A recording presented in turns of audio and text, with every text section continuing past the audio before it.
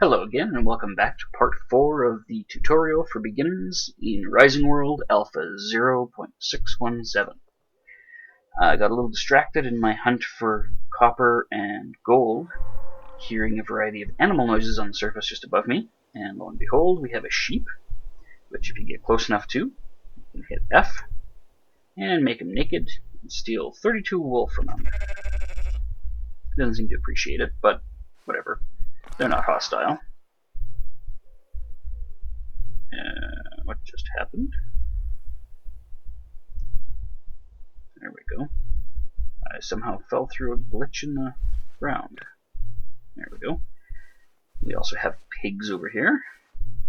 And with my big axe, 1, 2, and we have 8 bacon. Okay, and then over here I saw a cow. No. And over here I saw a cow, which we can also kill. 2 good whacks with this thing. And we are rewarded with 4 steaks. Now, I don't know what that other critter is that's making all that noise. Probably a moose. I had to guess. Yep. Okay. Let's eat. Get our health back.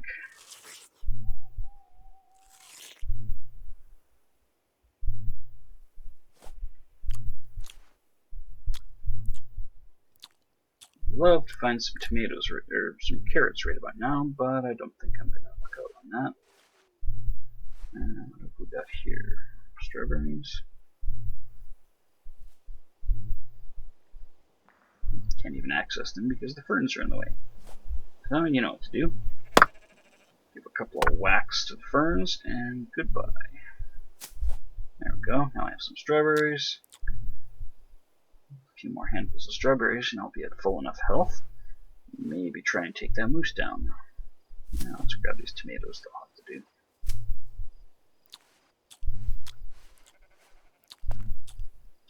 Yeah, as luck would have it, I managed to fall down yet another random hole, bringing to mind an important safety tip.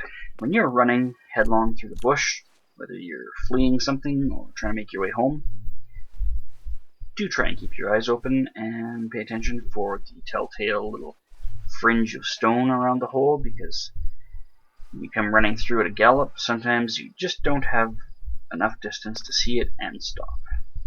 That's what happened to me right here. And I went sailing over the edge into this wonderful little abyss. Landed down here somewhere and just about killed myself. So, word to the wise, try and pay attention to where you're going. Alright. Let's land, put that away. See if we can forage a little more food. Some tomatoes.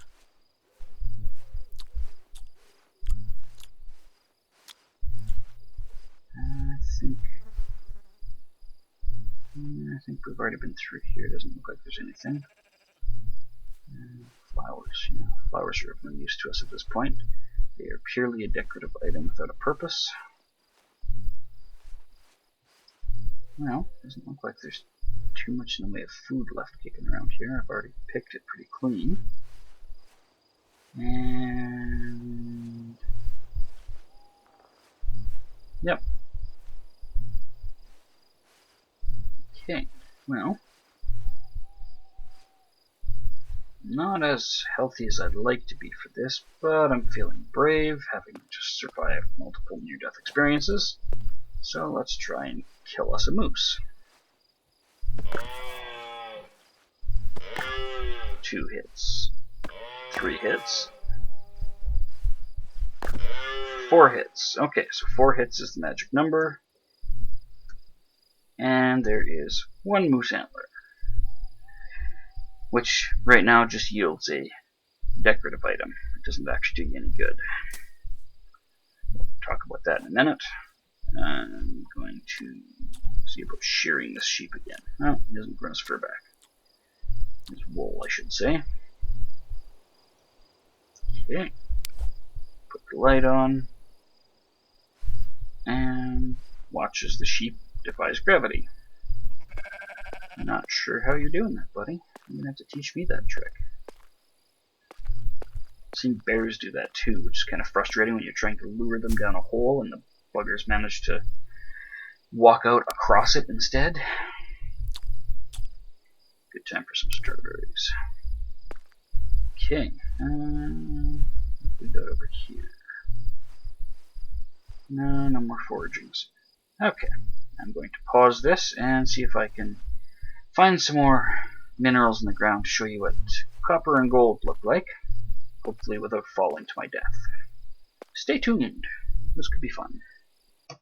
Alright, I have found copper literally down the hole that the sheep was trying to fall down and failing at. You can see with a proper bright white light it is not nearly as red as the iron, but in poor yellow torchlight kind of looks the same. It's definitely more reddish than it is with the white light. So we'll dig that up, and 19 copper. Now something to keep in mind when you're digging up things. As you're digging, you'll see the little rocks that fall they're there just for aesthetics. They actually do represent, to some degree, what you're getting. So if you dig a particularly pure spot of coal, for example, 4 of the little rocks that fall might actually be black, indicating that you got 4 coal. If you dig a kind of a weak spot, you might find that you only get 1 little one that falls, which means you only got 1 coal and you got 3 stone, or dirt, or whatever. So that is something worth keeping in mind. It does kind of give you an idea of the quality of your digs and your finds, and helps you to gauge better what the different coloration patterns mean. Here's actually a really good opportunity to demonstrate what I'm referring to. I'll place a torch mount, place a torch, and we have, this is the stone. I've got 2, and we've got tungsten here. I've got 2 stone and 49 coal. If I dig this out, several black rocks, a couple of coal goes into my inventory. Dig this one, a couple more black rocks, a couple more coal, you get the idea. So the purer the spots that you hit, the more pebbles of the appropriate color, nuggets of the appropriate color you'll see fall. Metallic ones are harder to tell apart from the stone than the coal by a long shot.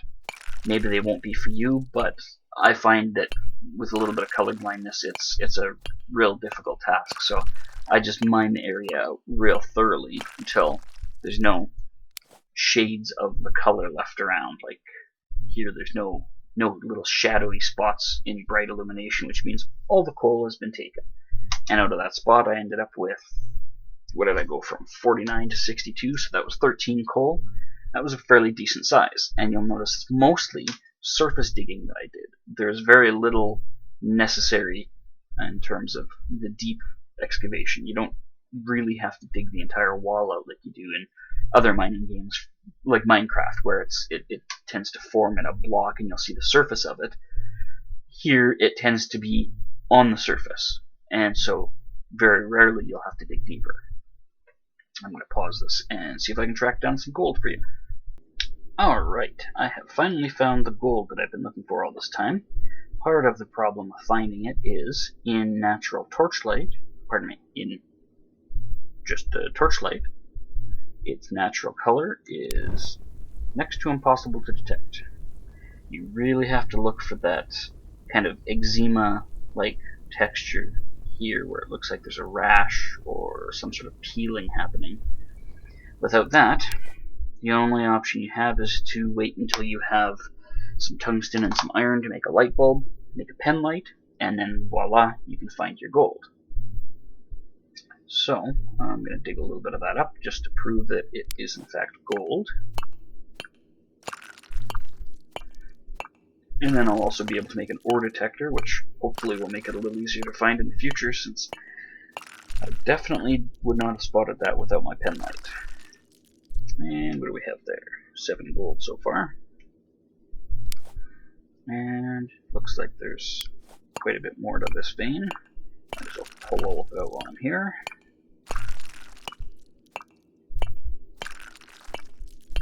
At this point, I'm just kind of guessing at where I have left some in the peripheral area because I can't actually tell in this lighting. And let's see how I'm doing. Pretty clean over there, pretty clean over there. Looks like just that little bit in the middle. So we'll dig this out here. And here. There we go. We have effectively cleaned up all of the gold in that particular spot, and now we're ready to head home. I will save you the long boring journey home. And yeah, see the silver and the white light? Really easy to spot. The silver in the torchlight, still easy to spot. That gold, not nice at all. So anyway, we will be back in the next part to show you things to do with creating your smelter, smelting the ores, and various uses for them. Thanks for tuning in, and part 5 coming up soon.